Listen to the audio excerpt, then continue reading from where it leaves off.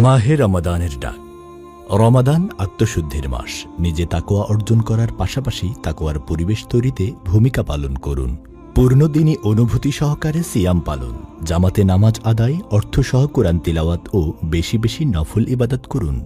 নিকটাত্মীয়, প্রতিবেশী ও সকল মানুষের হক আদায়ে সচেষ্ট হন। আল্লাহর ফরজ বিধান জাকাত যথাযথভাবে আদায় করুন। সামর্থ্য অনুযায়ী বেশি বেশি সাদাকা করুন। রমাদানকে কোরআন প্রশিক্ষণের মাস হিসাবে গ্রহণ করুন। নিজে কোরআন শিখুন এবং অপরকে শিখতে সাহায্য করুন।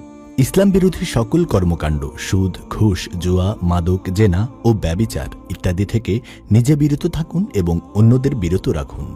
দিনের বেলা হোটেল রেস্তোরাঁ বন্ধ রাখুন। শুধু ভিন্ন ধর্মাবলম্বী, মুসাফির, অপ্রাপ্তবয়স্ক ও রোগীদের জন্য নিয়ন্ত্রিতভাবে খোলা রাখা যেতে পারে।